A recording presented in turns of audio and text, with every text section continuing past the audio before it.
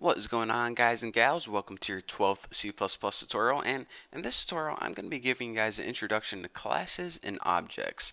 Now, classes are basically an easy way to group all your functions and variables and to group a bunch of stuff together. For example, people like to group similar functions together in the same class. For example, if you had a bunch of functions, maybe working with temperature, or you had a bunch of other related functions, you might want to group them all in the same class. It makes them easier to work with later on.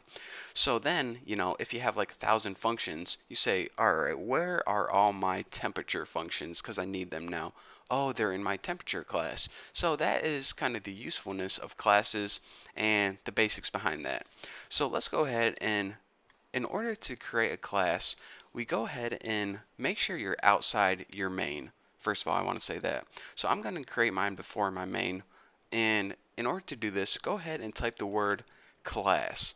And now, after this, go ahead and add a space and name your class. Now, people typically name their class with uppercase letters, and I'm going to name mine Bucky's class, just like that. And now go ahead and add curly braces and a semicolon at the end. Now everything, all your functions, all your variables, all your crap goes inside the body of your class right here. So basically, all your crap that you want to go in the class goes in the class body, just like that. And I believe whenever you create a class, it's called declaring a class, but if your teacher ever asks you, make sure you say that. They'll probably be impressed. So before we start adding a bunch of functions and stuff, I want to talk to you guys about something called an access specifier. Now, sometimes you want to make functions that you can only use in your class, and sometimes you want to make functions that anybody can use outside your class. So if you want, for example, the main to be able to use your functions inside your class, you need to make your functions public. If you don't want main to be able to use the functions inside your class, then you would use something called private, but we're going to be going over that later. For now, just remember, whenever you use the public access specifier, it says that you can use it outside of the class. So in order to use that public access specifier, just go ahead and type public with a colon, not a semicolon, just a regular colon. And this means that anything you put after this, you're able to use it outside of this class. So if you didn't have that, then you would only be able to use your stuff right here. And what's the use of that if you need to put it in main? So anyways, make sure you add public. It's called an access specifier if you're taking, C++ test or something. So now let's go ahead and we create a function just like before. Let me just go ahead and print out something on the screen. So it's not going to make any calculation, so it's just going to print something out. So void. I'm going to name it cool saying, and it's not going to take any parameters. A really simple function here, and all it's going to do is print something out on the screen. Now I got to think of a cool saying. Preaching. Wow, totally messed that up. Preaching to the choir. I think that's how you spell choir. Not sure. Hope I don't look like a fool in front of all my subscribers. So now just go ahead and end line. And so all this function is going to do is print out preaching to the choir on the screen. Simple enough. So now you're saying, all right, this class looks good to go. We have the class declaration, class body, we have public, and we even have one function in our class. This is a pretty sweet looking class. So let's go ahead and use this right now. Well, now I want to talk to you guys about the other part of this tutorial. I told you guys I'm going to be talking about classes and objects. I already talked to you guys about classes. Now I want to talk to you guys about objects. An object is how you access the stuff inside of your class. For example, why do you need to make objects at all? Why can't you just write cool sayings just like this and use it just like that? Well, whenever you're making big computer programs and you have a bunch of different classes and a bunch of different functions in them, you may have this cool sayings.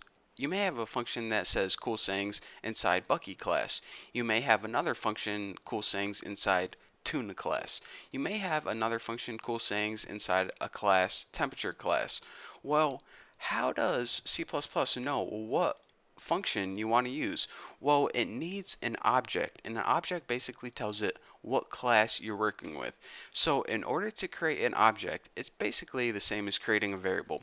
You go ahead and you do this. You type the name of your class, which is Bucky's class, And then after this, you give your object a name. And I'm just going to name mine Bucky's object, just like that. And go ahead and add a semicolon. And now this object, Bucky's object, you use this kind of as the key whenever you want to access the crap inside your class.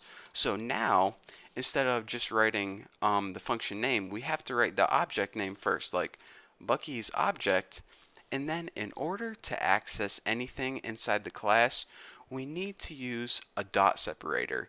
And a dot separator is basically our way of accessing the variables, the functions, all that stuff. So as you can see, we'll put the dot separator up, and it already knows that we're what we want to do. We want to access CoolSang just like before. Just type the name of the function and empty parameters, and bam, wham, thank you ma'am. We now have a full working program. So let me run this for you real quick to show you guys that it's working, make sure I don't have any errors, and then I'll talk you guys through it one last time. Preaching to the choir. Works perfectly. Pretty cool, huh?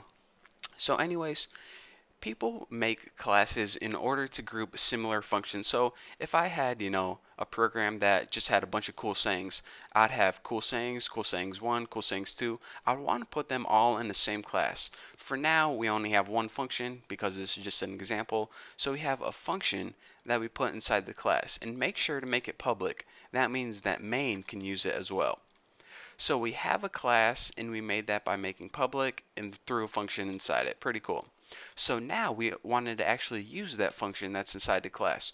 Well, we can't just go ahead and write CoolSang, because if we had a bunch of different classes, it wouldn't know which function named CoolSang to use. So it wouldn't know what class we wanted to use. So in order to use that function, we needed to make an object of that class. So we're saying, alright, we're making an object called Bucky's object, and it is from the Bucky's class.